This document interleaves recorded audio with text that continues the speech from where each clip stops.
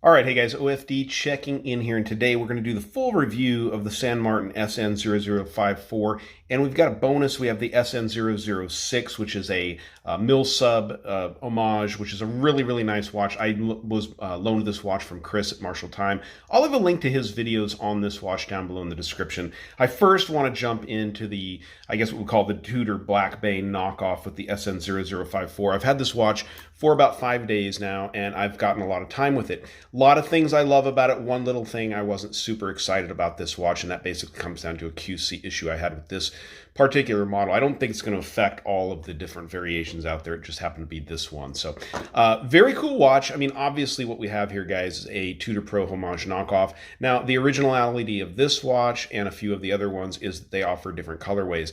This white dial is not available in the Tudor Black Bay Pro, but they also offer black, blue, and green dials, which only black with a yellow GMT hand is available in the Tudor Black Bay Pro. So that is pretty neat. This white dial, it's a little bit hard to see here. I'll take it outside here towards the end of the video and we can take a look at it on the sunlight, but it has this really nice almost champagne gloss to the dial, and I think that is really neat. But let's get into the specs of the watch. I got my caliper here fired up. Now, they are advertised as a 39 millimeter watch, and I can verify that. I will tell you it's measuring closer to 40 there because the bezel, the fixed bezel on the watch does overlap a little bit there. So you're 39 on the case. Lug tip to lug tip, we are coming in at right about 48 millimeters.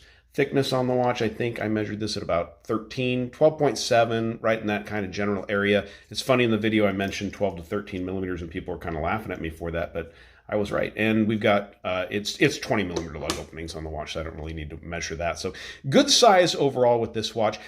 An absolutely beautiful watch. I can't say anything wrong about the way this watch looks. Top quality materials. You have 316L stainless steel. This watch is running the Seiko NH34 movement, so that's their newest GMT movement that they brought out for their Seiko 5 GMTs. So really tried and true movement. It's been used in a ton of micro brands already, and it's out there and available to you. It does have date functionality over here at the 3 o'clock position, as you guys can see. And the functionality of this GMT is super simple here. We'll go ahead and get this thing out. Now, I am in the PM position, so I want to make sure that I don't mess with the date wheel, I think it is. So yeah, we'll just move the GMT hand here around so you can see how that functions. Really nice, quickly pops to the hour as needed. I haven't had a problem with things lining up on this GMT for me. I'm not sure if anyone's had problems. I have had problems in the past, excuse me, believe it or not, with a couple Steinhardts I owned where I could not get the GMT hand to line up correctly, and I thought that was really strange. So with the fixed bezel on this watch, you're able to keep track of 2 different time zones on this watch, which is nice.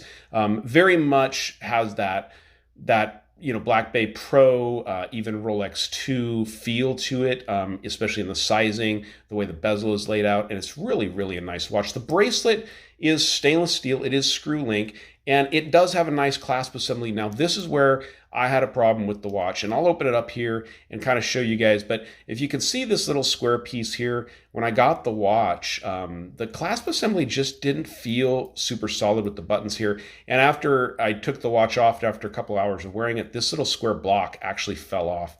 I had to use a pair of pliers to get it put back in and do a little bit of work on it. It was probably enough. I could have sent the watch back and gotten a new watch for it, but or gotten a new bracelet or a new watch, but I didn't really feel like dealing with that, so I was able to fix it myself. But that is definitely a QC issue that I had on this watch. I was able to fix it myself. And the clasp assembly still now, even with my fix, you really have to give it a good click there to get it to lock in, and sometimes when it's on the wrist like that, it's a little bit tough to do. So if you did have one that had a little bit of an issue, just make sure that that's all solid there. So I love the San Martin logo on the clasp. It's really cool how it's got the brushing. It's raised from the clasp assembly, and then you got that polishing in the middle. I think these are the types of things that you're seeing the increases in San Martin watches, but the increases are associated with better quality. I mean, you see polishing here done, nice polished chamfer, brushing along the sides. The polishing on the edge of the bezel here is done very nicely. So I know that these prices have been creeping up on these watches, but I think there's a reason. I think they're offering more quality, more finishing in the things they're doing. I wish that I hadn't had that quality control issue with this one. Hey, San Martin, if you guys are watching, send me a new bracelet for the watch. I'd be really happy with that. But overall, for the money you pay for this, it's a great watch. I paid just under $300 for this.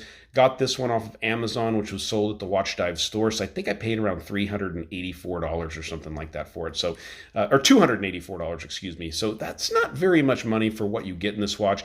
The Seiko 5s run in this movement, which are 100 meters water resistance as this is, but they don't even have a screw down crown. Those will set you back of $300-$400 at the minimum. I think really $400.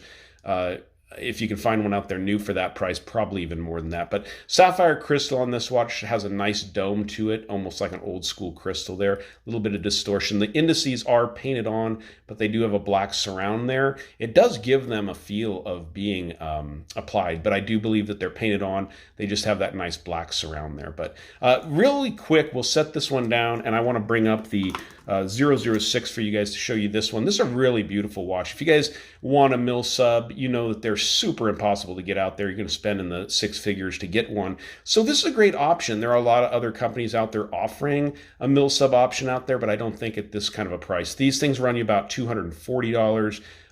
It's a great watch for the money. This is running a Epson YN55A movement, I think it is. So that's a great movement. I think Seiko, or not Seiko, but Orient uses that in a lot of their watches. And I've gotten a couple of mine. Really, really good movement. It is a date functioning movement, so this does have a ghost position on the stem there, but not really a problem with that. Turning bezel is incredibly crispy on this one. See that? It just sounds really good, lines up very nice. This does have what I believe is a ceramic bezel insert, so that's really cool. Stick around for the end. We'll do a Lume shot. Practically the same bracelet. His clasp assembly on his watch is absolutely perfect. I mean, this thing is smooth as butter. Works good every time. I just happen to get a janky one. Just happens, you know. But the screw links work really good and everything like that. So we'll go ahead and do a Lume shot on both of these watches. Let's go ahead and put them side by side so you guys can see kind of a size comparison on the watches.